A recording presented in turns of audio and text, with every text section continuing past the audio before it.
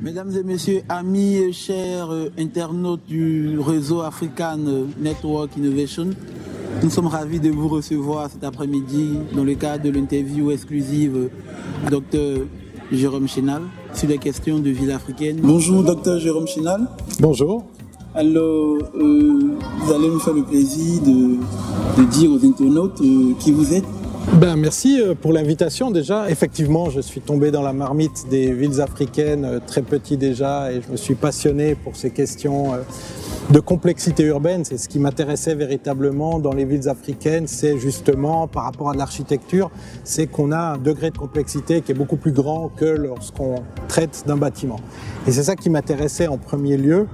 C'est cette compréhension de la complexité et d'autant plus qu'on a un univers dans la plupart des villes subsahariennes notamment, mais on trouve aussi au Maghreb des univers extrêmement complexes. Ce qui m'intéressait aussi, c'est que il y avait un décalage par rapport à ma propre connaissance de la ville, puisque vous naissez dans des petites villes en Suisse, et même la plus grande ville en Suisse, c'est quand même une petite ville, donc il y avait une fascination pour les grandes métropoles, mais aussi une fascination pour tout ce que je ne connaissais pas. Et j'avais une soif et une envie très importante de comprendre des choses que je ne connaissais pas, que je ne comprenais pas. Et toute ma carrière a été basée là-dessus jusqu'à aujourd'hui, et j'espère que ça continue, c'est de pouvoir comme ça aller vers ce que je ne connais pas. Et quand vous êtes né dans une petite ville en Suisse où tout est ordré, il y a quelque part une fascination pour cette idée un petit peu chaotique de la ville africaine, même si on le verra tout à l'heure, elle n'est pas du tout chaotique. Mais la première approche est que c'est quelque chose qu'on maîtrise absolument pas, qu'on se demande pourquoi, comment les gens font pour vivre. Ce qui m'intéressait aussi, c'est toujours un exemple classique que je prends habituellement, c'est de dire, est-ce qu'on sait mieux une langue quand on est de langue maternelle ou quand on a appris la langue? Moi, je peux que avouer que c'est pas ma langue maternelle, la ville africaine. Et cette idée me plaisait beaucoup de pouvoir apprendre une nouvelle langue. Et c'est pour ça que je suis tombé amoureux totalement de l'ensemble du continent et de ces villes surtout. Aujourd'hui, avec votre expérience, la pratique des villes africaines, quelle lecture faites-vous du paysage africain, de la dynamique urbaine en Afrique, en termes de complexité, de contextes variés, de croissance urbaine, croissance démographique? Il y a un potentiel d'innovation. Pourquoi? Parce qu'il y a une pression démographique et il y a une urgence climatique aussi qui est extrêmement importante. Et cette urgence climatique, aujourd'hui, elle va se jouer potentiellement dans ces villes africaines. On a encore un peu des possibilités de choisir. On a des marcheurs dans les villes africaines. On a des endroits où le 80% de la population est piéton. Et donc, on a cette possibilité encore de choisir. Alors, le problème qu'on a, c'est qu'il y a cette fameuse modernité que tout le monde veut atteindre, et cette modernité qui nous empêche d'innover, qui nous empêche de faire des choix. Pourquoi? Parce que cette modernité, elle est basée sur la métrique de la voiture, notamment, comme principal vecteur de réussite sociale. Et donc, c'est le but à atteindre.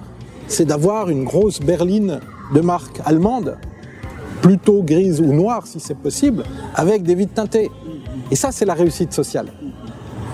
Et le problème, c'est que cette réussite sociale se confronte tout à coup, brutalement, avec les réalités économiques, mais surtout climatiques, qu'on devra adresser ces prochaines années. Aujourd'hui, le boom démographique est encore plus important que la planification urbaine, telle que voulue par les spécialistes de la ville.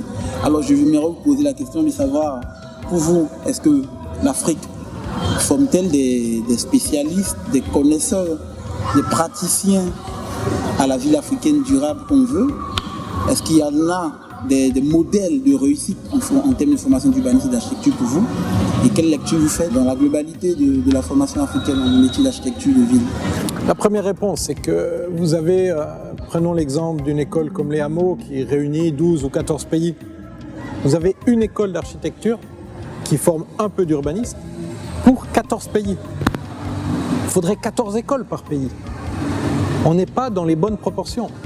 On ne va pas pouvoir régler les problèmes urbains du continent en formant quelques urbanistes chaque année et quelques architectes.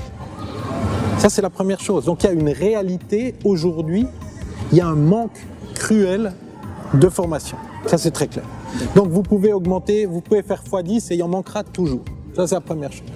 La deuxième chose, c'est qu'il serait faux de croire que quand on parle de ville, alors moi je suis architecte, donc je suis très à l'aise pour dire ça. Je pense qu'il faut des architectes, mais ce n'est pas forcément que des architectes qu'il faut. Donc il y a une croyance, il y a un petit peu un lobby là derrière où on dit non, quand on parle de planification urbaine, ça doit être des architectes qui font ça parce que c'est de la spatialité. Mais non, il y a des ingénieurs réseau qui doivent être là, des sociologues, il y a des juristes, des environnementalistes, des démographes. Vous ne pouvez pas utiliser une seule discipline, un champ disciplinaire, une idée disciplinaire pour régler une complexité. Vous devez convoquer plusieurs disciplines pour pouvoir justement comprendre cette complexité. Donc ça, c'est la deuxième chose. Première, pas assez d'urbanisme. Deuxième, que des architectes quand on parle d'urbanisme.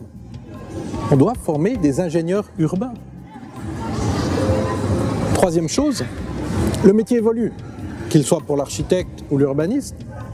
On est à l'aune d'une révolution digitale aujourd'hui où les ingénieurs de Google en savent beaucoup plus sur la ville africaine que vous et moi. Parce qu'ils ont les données, parce qu'ils ont des algorithmes qui permettent de comprendre des choses que vous et moi, avec nos yeux, même si on est très sensible aux choses, on n'arrivera pas à les voir. On forme personne aujourd'hui. On doit, dans les écoles d'ingénieurs africaines, absolument former la future génération d'urbanistes. Parce qu'à un moment donné, tout ça va nous échapper. Et à un moment donné, on va reprendre, finalement, c'est les grandes sociétés, les multinationales du digital, les GAFA ou GAFAM, qui vont faire la gestion de nos villes. Et donc, c'est extrêmement important de se rendre compte que ce qui est fait, c'est bien. Sans doute qu'on forme de très bons architectes dans ces écoles d'architecture en Afrique. Sauf que ces écoles ne sont pas assez nombreuses. Et que ces écoles doivent former au métier de demain et pas au métier d'hier. Et donc on doit se projeter, on doit réfléchir à ce qu'on veut. C'est quoi l'urbaniste de demain? Il a quelles compétences? Et on doit recommencer là-dessus. Et puis ensuite, on doit faire des programmes d'écoles et des écoles qui permettent de répondre à ça. Et pas l'inverse. Là, on forme quelques personnes qui trouveront toujours du travail parce qu'elles sont peu nombreuses à être formées, mais qui sont pas forcément formées pour les métiers de demain, pour la ville de demain, pour la complexité de demain. Et là, je pense qu'on doit faire un véritable travail de compréhension et il est urgent d'ouvrir des écoles d'urbanisme partout en Afrique, dans toutes les grandes villes. Il devrait y avoir au moins une école d'urbanisme, au moins une. Nous sommes passés des aléas du boom démographique qu'on subit toujours, les aléas aujourd'hui du bouleversement climatique, qui nous forcent à aller au-delà des villes durables, mais aller d'avoir des villes résilientes, des villes inclusives. Donc ça sous-entend que le besoin d'adaptation existera toujours. Donc qu'on le fasse le débat aujourd'hui, qu'on le fasse dans 10 ans, il y aura toujours cette question d'adaptation. Donc le contexte africain avec ses réalités. Est-ce qu'aujourd'hui, quand vous regardez les formes urbaines, les professionnels de l'urbanisme formés de par ces écoles, est-ce qu'ils répondent aux critères de ces villes africaines selon leur contexte d'évolution? Globalement, je pense qu'on manque la cible. Et donc, on est obligé aujourd'hui d'imaginer des formes, des outils qui n'existent pas encore. Là, on est quand même en train d'essayer de faire du digital avec la pierre polie ou la pierre taillée. Je n'ai pas forcément toutes les réponses, c'est juste qu'à un moment donné, on doit s'interroger et remettre l'ouvrage sur le métier, comme on dit traditionnellement, pour dire est-ce qu'on est toujours dans la cible? Est-ce que mon fantasme d'urbaniste est toujours un fantasme qui permet la résilience, qui permet la durabilité? Si la réponse est non, c'est que je fais fou. Et donc je pense qu'on a des vieux outils et on a aujourd'hui un urbanisme qui est totalement décontextualisé, même en Afrique. Et quand vous commencez à réfléchir avec vos pieds, à réfléchir avec vos mains, à réfléchir où là je traverse le champ et il fait 45 degrés et il n'y a pas d'ombre, ah je commence à réfléchir à l'ombre. Je commence à réfléchir à la marche, je commence à réfléchir à comment je pourrais faire pour économiser un peu d'énergie. Et donc, je pense que si on veut des villes durables et des villes résilientes, on doit repartir de là. L'urbaniste aujourd'hui doit redevenir un habitant de la ville. Il ne l'est plus. Parce qu'on fait le bien des gens malgré eux. Nous, on dit ce qu'ils doivent faire.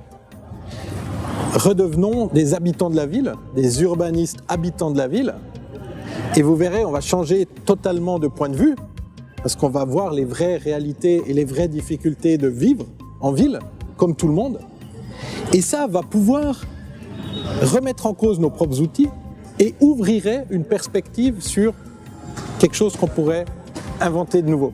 Ça ne veut pas dire qu'on va y arriver, mais c'est au moins une possibilité, une idée de revenir sur un contexte climatique, un contexte social, un contexte économique, morphologique. La ville est faite de ces 4 ingrédients-là. Et donc ça veut dire qu'Abidjan aujourd'hui, ou Nouakchott, ou Dakar, ce ne sont pas les mêmes villes en ce moment.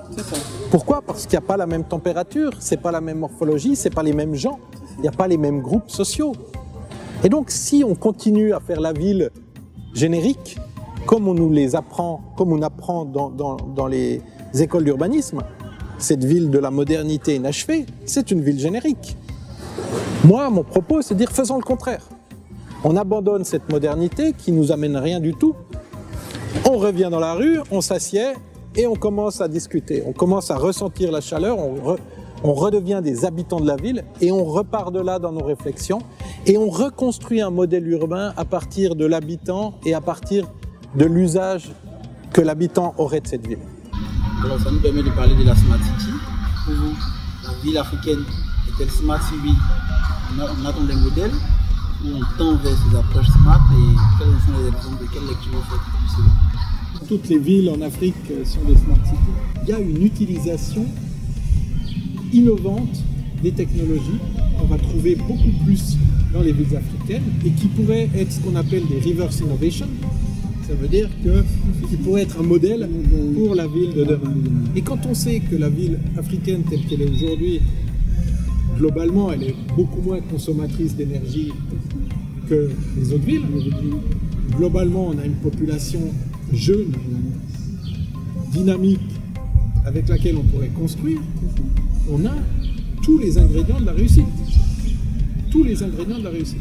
Est-ce qu'on sera capable de transformer l'essai, comme on dit en rugby? Ou est-ce qu'on va faire le business comme on fait habituellement et ça profitera à quelques-uns et pas à l'ensemble? Mais les éléments sont aujourd'hui réunis pour être positifs. Au-delà de la fascination pour cette utilisation de la technologie, il y a une vraie efficacité. Aussi, un des éléments importants, si on veut que la Smart City aujourd'hui soit effective partout dans le monde, il faut redécouvrir et redéfinir le rôle qu'on veut donner à l'espace public. Et ce rôle, il a disparu. Traditionnellement, on dit que l'espace public n'existe pas en Afrique, hein, alors que c'est exactement le contraire. C'est en Europe qu'il n'existe pas l'espace public. Je ne peux rien faire sur l'espace public. Je peux tout faire ici, pour des bonnes et mauvaises raisons. Hein. Je peux le privatiser, l'espace public. Ça, c'est une mauvaise raison. En Europe, on a aseptisé les espaces, il n'y a plus rien qui se passe. Et aujourd'hui, ça veut dire que mon espace public, c'est un lieu culturel, cultuel, c'est un lieu de mobilité, c'est un lieu d'échange, c'est un lieu d'identité, voilà. C'est toutes ces choses-là qui font l'espace public. Et donc, plutôt que de penser que l'espace public n'existe pas en Afrique, c'est le contraire. C'est en Afrique qu'il existe. C'est en Afrique, dans les villes subsahariennes que je connais bien sûr pas toutes, mais c'est dans les rues qu'il se passe des choses. C'est là que les gens vivent. Et c'est ça qui est important, c'est qu'on doit comprendre, plutôt que de dire que ça n'existe pas, comprendre en quoi ça existe véritablement l'espace public en Afrique. Et vous voyez, on est dans des systèmes où, de nouveau, pour l'espace public, tout comme l'informalité, on a un besoin irrémédiable de changer nos lunettes pour pouvoir commencer à voir les choses telles qu'elles sont et pas telles qu'on imagine qu'elles sont. Et ça, c'est deux nuances, c'est deux concepts totalement différents. Aujourd'hui, dans les écoles d'architecture et d'urbanisme dans le monde, cette idée politique, elle a totalement disparu. Hein, on veut juste être une star de l'architecture, c'est tout. Ça fait pas encore ça fait peut-être à titre individuel un bel avenir. Mais pas à titre collectif, on n'amène rien du tout que de devenir une star de l'architecture ou de l'urbanisme. Et donc, je pense qu'il y a un besoin important pour moi de repolitiser, dans le bon sens du terme, nos étudiants et de leur permettre ce débat contradictoire pour faire émerger des idées.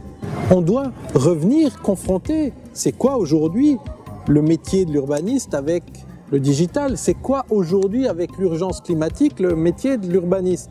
Avec l'urgence sanitaire surtout.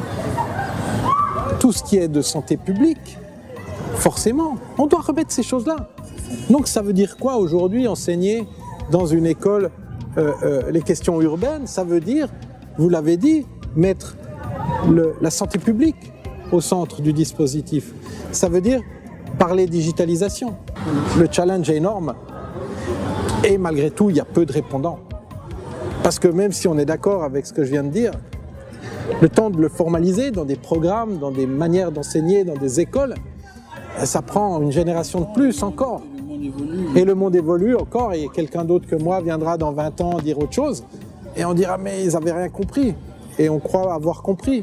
Et on est toujours plus intelligent que celui d'avant, mais sur le temps long, on est rarement plus intelligent.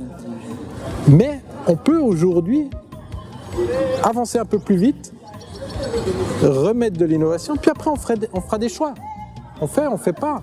Mais aujourd'hui, on n'a plus de choix. On est dans une sorte de mouvance comme ça, où les choses se font, on a des certitudes, et puis il y a tout d'un coup des choses qui nous ébranlent. Il y a un virus qui apparaît en Chine et qui ébranle le monde, et on ne sait plus comment faire. Et ça doit nous inciter à réfléchir de nouveau à nos usages de la ville et repartir de cette propre pratique et repartir de ces finalement problèmes mondiaux et globaux qui sont aussi une chance pour la réflexion et donc pour l'évolution de nos propres pratiques. Derrière, dans le background, se retrouve un panel d'investisseurs, un panel de bailleurs. Parce que qui dit développement urbain parle de cette dualité qu'on ne peut ignorer. L'économie et la démographie. Donc c'est comment gérer cette dualité-là dans le besoin d'espace. De notre côté, on a des bailleurs qui ont les sous, excusez-moi du terme, mais qui ont des fonds à injecter pour des projets et qui demandent capitalisme ou socialisme selon la forme d'économie dans l'espace que l'on se trouve, à ces exigences d'investissement. Et du coup, la pensée urbaine, l'urbanisme qui viendra repolitiser la forme de la ville, la façon de faire la ville, qui s'y confrontera à ces exigences-là. Est-ce que ce modèle-là réussirait encore de nos jours? On pourrait de nouveau retourner. Finalement, le bailleur de fonds, lui, doit investir. Donc, on a l'impression que s'il n'investit pas de cette manière-là, on va perdre l'argent. C'est un rapport de force, hein. C'est ça. Peut-être qu'on devrait utiliser ce rapport de force. Vous voulez venir chez moi? Ok, mais vous êtes le bienvenu. Mais à ces conditions-là. C'est ça. Ah, c'est pas pour vous? Ça rentre pas dans votre cadre? Merci, au revoir. C'est ça. C'est tout. Le rapport de force, il est là. Vous êtes un bailleur, venez, mais à mes conditions. Bien sûr, je fais un petit effort. Vous faites un effort. Aujourd'hui, l'effort, il est pas négocié. C'est ça. Et donc, on arrive en disant « Ah, mais la ville, c'est l'économie, on doit faire comme ça, comme ça, comme ça. » Tous les gens ont tellement peur de faire faux qu'ils disent « Oui. » Mais non, prenons un petit risque. Un grand bailleur arrive, vous dites « Ok, nous, on aimerait faire autrement. » Lui, pourquoi il serait pas partant? Le même billet de 1000 CFA, vous pouvez l'investir de diverses manières. C'est pas parce qu'il y a des bailleurs qui veulent faire du développement urbain qu'on est obligé de faire ce type de développement urbain-là. Il y a tout un champ d'expérimentation qu'on n'a jamais fait. Des projets innovants, des choses comme ça. Mais ça n'entre pas, chez certains bailleurs, ça n'entre pas dans justement les process qui sont très clairs et qui, d'un point de vue du bailleur, sont compréhensibles. Moi, si je donne de l'argent, je veux que les choses soient très claires et que je comprenne et que je sache pourquoi. Bon, d'un autre côté, on pourrait au moins prendre une partie pour tester de nouvelles choses. Je ne demande pas de tout changer tout de suite. Je demande juste qu'on teste, voir si ça marche ou pas. Alors docteur, nous sommes au thème de notre interview. Est-ce que vous pouvez nous donner votre mot de fin par rapport à votre réception sur ce plateau? Pour moi, le mot de la fin, peut-être, j'aimerais essayer. Vous l'avez compris, hein, il y a des choses extrêmement positives que je vois, que je perçois, même si je suis sincèrement, je pense, pragmatique. Donc je suis ni un afro-pessimiste, ni un afro-optimiste, je suis un afro-pragmatique. Et ça, je revendique vraiment cette situation-là parce que je pense qu'on doit avancer comme ça, mais avec une touche d'optimisme. Hein. Autrement, on ne peut rien faire. Même le pragmatique que je suis ne ferait rien sans cet optimisme. Et je pense qu'il est pour nous maintenant de notre devoir justement, et vous en faites partie avec le network que vous avez mis en place avec des jeunes urbanistes, de réfléchir à ce genre de choses, de proposer, de formuler des projets, de formuler des nouvelles écoles de demain, de formuler toutes ces choses-là et de créer cette dynamique et de, je pense, comprendre que l'idée n'est pas d'être en concurrence avec quelques urbanistes, l'idée est de voir que le défi est tellement énorme qu'on devrait être 10 ou 100 fois plus. Et ça, c'est important. Et donc, on doit aujourd'hui mettre de l'énergie à former des gens dans tous les domaines, de l'architecture à l'ingénierie, du droit à la sociologie, à l'économie. Tous ces gens qu'on doit former pour les villes de demain. Et je pense que ça, c'est extrêmement important de sortir de et ça revient sur ce que je disais au tout début, sortir de ce biais de l'architecte dont je suis issu, pour aller vers une ingénierie qui sera capable de défier, qui sera capable de remplir les missions, d'adresser les véritables enjeux des villes de demain et notamment du numérique. Et ça, c'est peut-être le mot de la fin. Donc, créons des écoles, formons des ingénieurs, réfléchissons et formons des intellectuels propres à débattre de ces choses-là. Mais c'est, je pense, l'articulation des choses se trouve dans la confrontation qu'on aura entre les idées, entre les mots, entre les modèles. Et donc, moi j'invite et je vous invite à remettre l'ouvrage sur le métier, je l'ai déjà dit tout à l'heure, et de repartir et de redébattre et de former des ingénieurs urbains qui seront les ingénieurs urbains africains de demain capables de gérer finalement toute cette révolution numérique qui est en train de se mettre en place. Alors, chers internautes, nous sommes au thème de notre interview avec Dr Jérôme Chénal, qui nous a fait le plaisir de partager le réseau African Network Innovation. Nous en sommes très ravis. Nous vous disons merci. D'ici là, restez connectés.